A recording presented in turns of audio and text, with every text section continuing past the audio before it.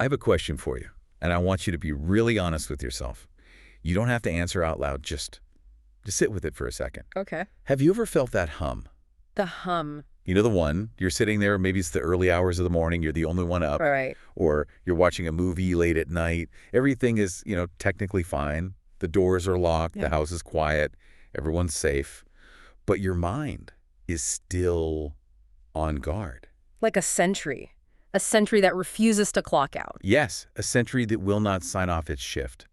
It's that feeling that if you let your guard down, even for a second, the universe might just take that as an invitation. Like you're holding the whole thing together with your thoughts. Exactly. And it is exhausting. And for the longest time, I genuinely thought this was a personal glitch. I thought, okay, I just need to meditate more, or I need to download a better app, I'm just broken. I'm just broken. Because everyone else looks so calm, right? But then I stumbled across this essay, and honestly, it felt like someone had broken into my house, watched me for a week, and then wrote down the operating manual for my brain. And we are talking about the essay simply titled Worry by the writer and philosopher Pedro Malha. We are. And before you roll your eyes and think, great, another parenting guide telling me to just breathe, let me stop you right there. Please do, because if I read one more 5 ways to banish anxiety listicle, I might actually lose my mind. You're safe here. What's so fascinating about Malha's approach is that he is not offering a self-help guide. He's not trying to fix you. He's a philosopher, so he's doing something really different. He wants to deconstruct what worry actually is. He's investigating the architecture of love and attachment itself. And that's the hook for me. His argument, and we are really going to tear this apart today, is that worry isn't a malfunction. It's not a bug in the software. Right. It's actually care doing its job. Which is just a massive reframe. Care doing its job. But wait, hold on. I have to push back on that a little right out of the gate. Yeah. Because when I'm, pacing around checking the windows because I heard noise, it doesn't feel like care. No. It feels like neuroticism. It feels like panic. Is he really saying we can just philosophize our way out of that physical stress? That's a totally fair skepticism. And Malha doesn't deny the stress. Not at all. In fact, he leans right into it. Okay. He argues that we often confuse what he's talking about with, like, high drama anxiety or panic disorders. But the origin story of worry is much, much quieter. He calls it alertness. Alertness. It starts as a form of listening. He has this beautiful phrase, listening beyond the room. Oh, listening beyond the room.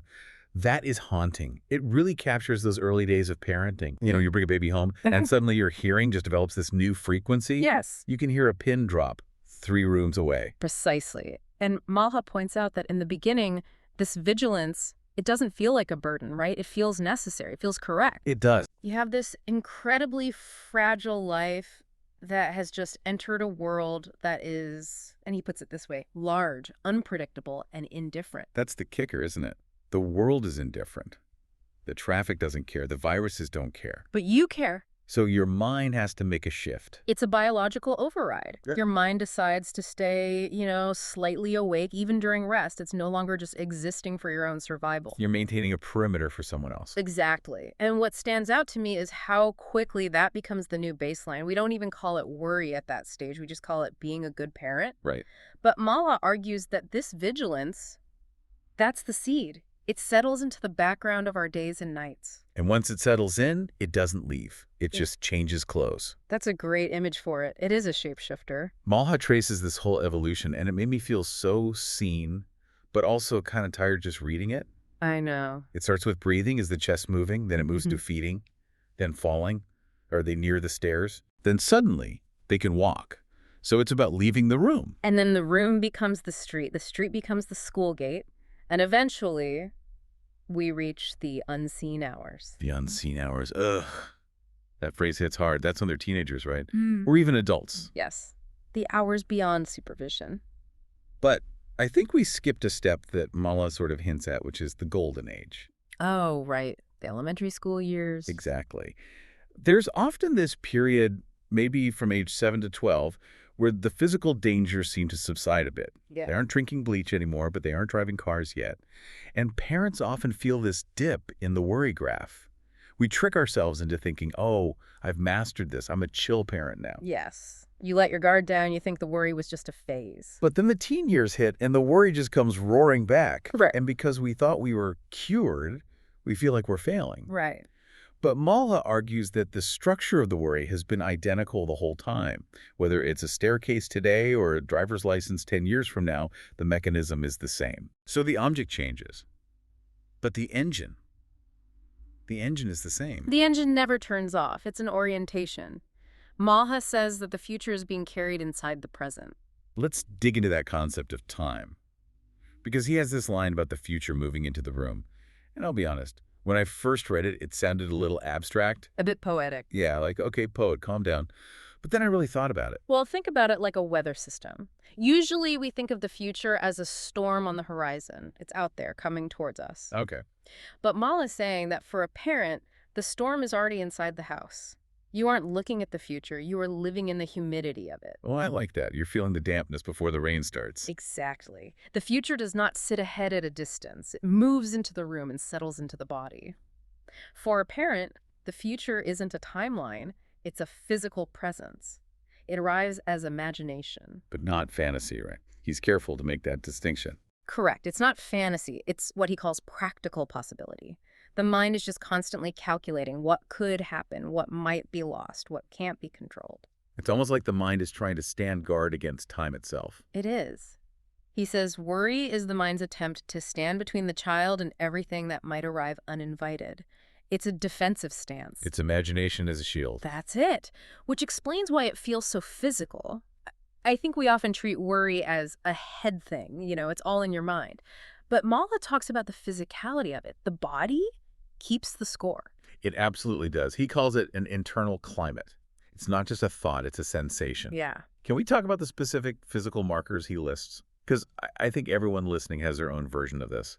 For me, it's the phone ringing. Mm-hmm. If the phone rings during the day, fine. If the phone rings late at night, my heart is in my throat before I even see the screen. That's the classic conditioned response. Malha mentions that tightness in the chest, or that heaviness when the house is just a little too quiet for a little too long. Oh, the quiet. The quiet is the loudest sound in the world when you have kids. It is. Or even just that background hum of alertness during a perfectly ordinary afternoon. It's the body staying ready. Right. I sometimes think of it like those background apps on your phone. You're not actively using them, but they're running, they're draining the battery, tracking your location, just in case. That explains the exhaustion. Because Malha points out that the exhaustion doesn't come from the volume of the worry. It's not that the worry is screaming at you all day. Right. It's the constancy. It runs beneath conversations. It runs beneath tasks, even when you're trying to rest. Even on vacation, you're sitting on a beach looking at the ocean, and part of your brain is calculating tide patterns and shark probabilities. The mind, as Malha says, never fully leaves its post. And this leads us to what I think is one of the most trap-like aspects of this whole experience. The morality of it. Morality of it, because Malha touches on this idea that worry feels like a duty. This is the part that really messed me up. The moral pressure. Because it's true. We have this secret belief that if something goes wrong, it's because we didn't worry enough. Yeah. Like if I just stare at the baby monitor hard enough, they'll keep breathing. It's magical thinking, pure and simple. But it feels so real. It does. It transforms worry from a reaction or something that happens to you into a task, something you do. Yeah. To stop worrying feels negligent. It feels cruel. It's like if I stop worrying, I'm abandoning them. Yeah. I'm walking off the job. And that is why it is so hard to let go. We've conflated worrying with loving. We think the intensity of our anxiety is the proof of our devotion. Oof. The intensity of our anxiety is the proof of our devotion. That hurts, but it leads to some ridiculous scenarios, doesn't it? Oh, for sure. Like, I've caught myself standing by the front door late at night, holding a spatula or something, ready to fend off an intruder. And later I think, what was the plan there? Was I going to make them an omelet? But in the moment, it makes total sense. It makes sense because the biology is screaming, protect, and the spatula is the only tool available. But then we make it worse. We have the exhaustion, we have the absurdity, and then we judge ourselves for it. This is the misdiagnosis. Yep, We think, I should be calmer by now. I've been doing this for years. Why am I still like this? We treat it like a failure. We treat it like an error code. But Malha's counterargument, and this is the core of the essay really, is that worry is not an error. It is an underlying condition of attachment. He calls it the shadow cast by love. Which is such a validating image, isn't it? You cannot have the object without the shadow. If you stand in the light of loving someone this much, you are going to cast a shadow of fear. Wow. To live without worry would require detachment. And most parents, if they're honest, they don't actually want detachment. They want the closeness. Well, the worry is the tax you pay for that closeness. It's the subscription fee. You can't cancel it without losing the service. Exactly. And just understanding that can save you so much self-criticism. He notes that worry isn't a flat line, it spikes during transitions. Right. New schools, new freedoms. Anytime the world gets a little bigger for them, the worry flares up to fill that unknown space. So if you're feeling suddenly overwhelmed after months of feeling fine, it's not because you're regressing. It's probably just because something changed. It's simply the mechanism recalibrating to a new set of variables. It's an update installing. Now, there's another side to this that we need to touch on because it's surprisingly heavy. The loneliness. The loneliness. For something that is so universal, I mean, almost every parent feels this. Worry is incredibly isolating. It is, and Maha attributes this to the fact that we rarely speak it aloud. Why do you think that is? Is it just shame? I think shame is part of it. We don't want to be labeled the helicopter parent. We don't want to be the buzzkill at the barbecue. Right.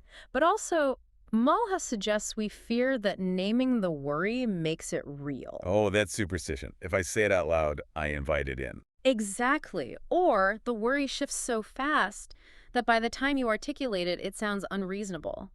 You know, I was worried about the stairs, but now I'm worried about the grapes. It sounds manic when you say it. So we carry it privately. And that leads to this false assumption. We look around at other parents at the park, and they're checking their phones, laughing, drinking coffee. They look fine. They look fine. So we assume we are the only ones whose internal sirens are blaring. But in reality, they're probably looking right back at us thinking the exact same thing. We're all carrying this, but we're doing it in our own little silos. There's a specific phase of this silo that Mala highlights, and I think this will resonate with anyone who has older kids. The shift from physical protection to, well, just watching. This is the painful transition of independence. When they are small toddlers, baby's worry leads to action. Right. You check the breath, you move the sharp object, you hold the hand. The worry has a physical outlet. You can solve the problem with your body. You can do something. The spatula might be useless, but at least you're holding it. Right. But as they grow, action becomes less and less possible. You can't go into the classroom with them to manage a bully. You can't follow them on a date. You can't be at the party in the early hours to see who's driving. So the role shifts. It shifts from protector to emotional availability. But here's the rub.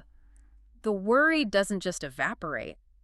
The chemical reaction is still happening. Oh, man. So now you have this high-energy concern tracking risk, imagining scenarios, but the body has no way to respond. You have to hold the worry without resolution. That sounds incredibly stressful. It's like revving an engine in neutral. That is a perfect analogy. It's a specific kind of strain. You know that stepping in might actually cause more harm. It stunts their growth. It damages trust.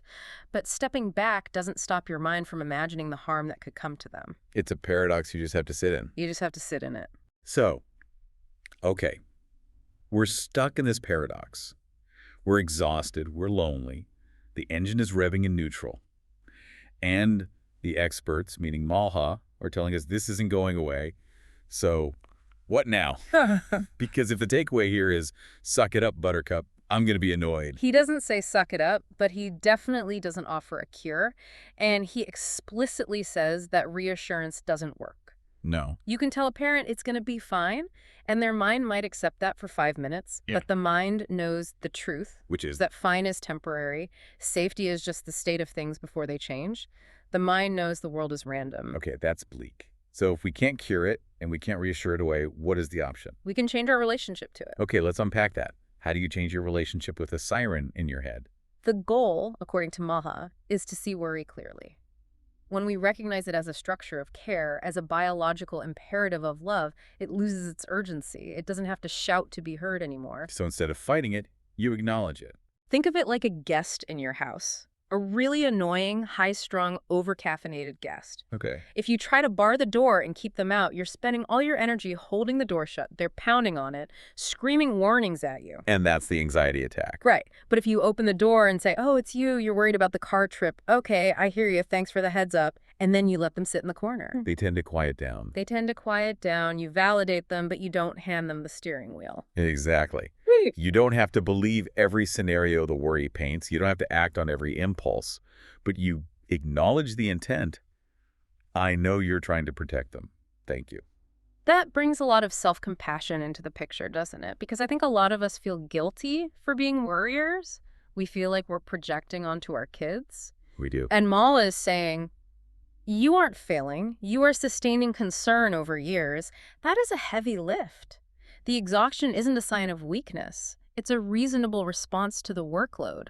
This leads to his final beautiful concept: resting alongside the worry. Resting alongside, not pushing it away, not drowning it out with distractions, but acknowledging what it is doing. What it's for. It is carrying what matters forward. It's weirdly comforting. It doesn't make the worry go away, but it makes it companionable. It makes it intelligible, and that's huge. As humans, we can endure a lot if we understand why it's happening. If we know that the worry is just love stretching itself into an uncertain future, it becomes bearable. It's not an enemy, it's just the shadow of the love you have. So to recap the journey we've been on today, and it has been a journey, we started in those early hours, checking a baby's breath, realizing that this, isn't a glitch, but a sentry. We tracked how that sentry evolves. From checking the stairs, to scanning the street, to waiting up during the unseen hours. We talked about how the future isn't a distant event, but a weather system inside the house. We looked at the morality trap, how we convince ourselves that worrying is a job we can't quit, and the physical toll that takes, like those apps draining our battery.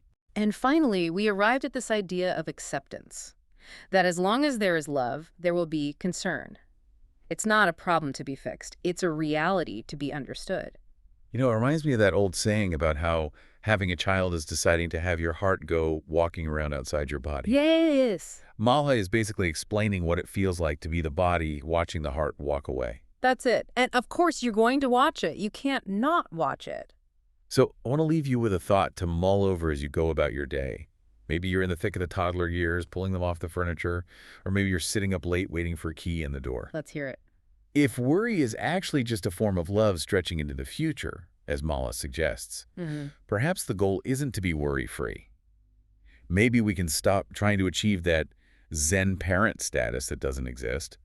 Maybe the goal is simply to forgive ourselves for the vigilance we can't and maybe shouldn't turn off. I think that's the most important takeaway. Forgive yourself for the care.